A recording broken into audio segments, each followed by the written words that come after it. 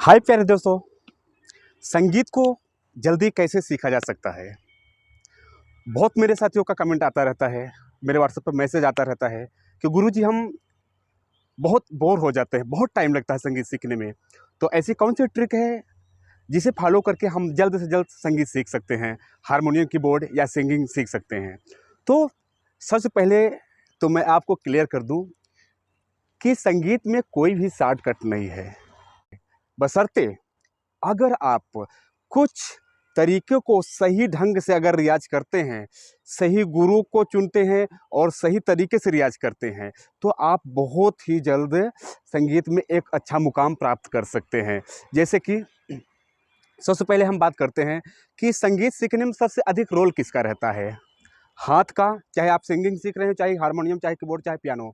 हाथ का रोल रहता है या गले का या दिमाग का? आप बताएँ? सबसे ज़्यादा रोल साथियों होता है दिमाग का। 80% रोल होता है दिमाग का, समझ लीजिए। हाथ का सिर्फ 10% और गले का भी सिर्फ 10%।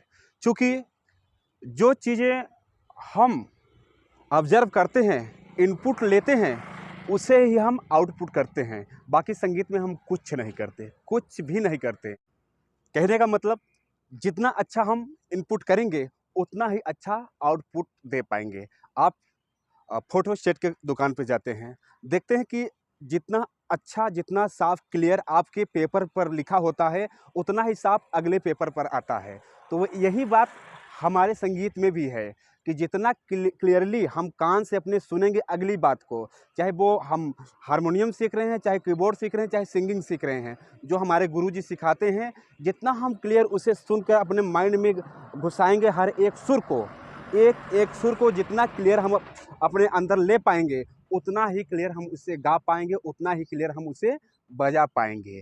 तो कहने का मतलब ये है कि सबसे बड़ा जो रोल है वो माइंड का है। तो साथियों, मेरा ये कहना है कि जब भी आप संगीत करने बैठें, चूँकि आज इंसान भाग-दौड़ की ज़िंदगी जी रहा है, कहीं न कहीं बिज़ी है, ब अपने परिवार में, बच्चों में, नौकरियाँ में, कहीं भी वो कहीं न कहीं फँसा हुआ है, इसलिए वो संगीत को अच्छे से नहीं कर पा रहा है। मैं मानता हूँ सब लोग फँसे हैं, बट अगर संगीत का शौक पाले हैं, तो उनको संगीत के लिए कहीं न कहीं से टाइम निकालना पड़ेगा। चलिए, मैं मानता हूँ कि आप 12 घंटे की ड्यूटी करते हैं, आप बाहर में रहते हैं, ठीक? आपके पास टाइम नहीं मिल पाता। 12 घंटे आपकी ड्यूटी है, उसके बाद आप 6 घंटे सोते हैं। कितना हुआ? 18 घंटे। आप 2 घंटे खाना बनाने में सुबह और 2 घंटे शाम को खाना बनाने में चला जाता है आपका। कितना हुआ आपका? 22 घंटा। फिर भी आपका 2 घंटा बचता है। 2 घंटा तो आपको संगीत में दे सकते हैं।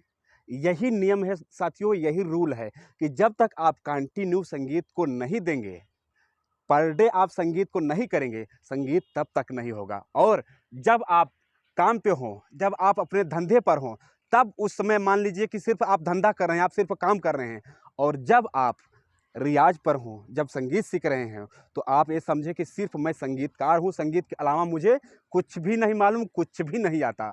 फिर देखिए आप संगीत में क्या कर गुज़रते हैं। यही नियम, यही रूल है, यही शॉर्टकट है सबसे अच्छा। लोग कहते हैं कि गुरुजी मैं इतने दिन से लगा हूँ, मुझे हारमोनियम बजाना नहीं आ पा रहा है, कीबोर्ड बजाना नहीं आ पा रहा है, मैं अच्छे से गा नहीं पा रहा हूँ। आपने दिल लगाकर किया कहाँ? आपने ईमानदारी से किया कहाँ? एक बार दिल लगाकर ईमानदारी से करिए तो सही। देखिएगा, अगर रिस्पॉन्स ना मिला, तो जो कहिएगा सो मैं करूँगा। एक बार दिल लगाकर करिए, देखिए, एकदम ध्यानपूर्वक। जैसे मैं बता रहा हूँ कि आपका माइंड सिर्फ संगीत पर होना चाहिए। उस वक्त ना तो आप काम वाले हैं, ना तो लेबर हैं, ना तो मिस्त्री हैं, ना तो नौकरी वाले हैं, ना तो घर गृहस्थी वाले, एकदम से सिर्फ म्यूजिक वाले हैं। सिर्फ आपका काम क्या है? सिर्फ म्यूजिक है। सिर्फ म्यूजिक को देखकर आप करिए। आखिर आप पढ़ाई करने के लिए, नौकरी करने के लिए, या कुछ भी बिजनेस, अच्छा बिजनेस करने के लिए कितने दिन पढ़ाई करते हैं? कम से कम 15 से लेकर 20 साल आप पढ़ाई करते हैं। और बहुत अधिक कमाएंगे आप मंथली तो लाख रुपए, है ना? बहुत अधिक कमाएंगे आप तो लाख रुपए। बट साथियों, अगर संगीत में आप 15-20 साल की मैं बात नहीं कर रहा हूँ, कुछ दिन अच्छे से आप कर लेते हैं, तो अगर ऊपर वाले की मर्जी रही, भगवान की मर्जी रही, आप ईमानदारी से कर लिए, तो हो सकता है आप मंथली 30 लाख रुपए कमा सकते हैं।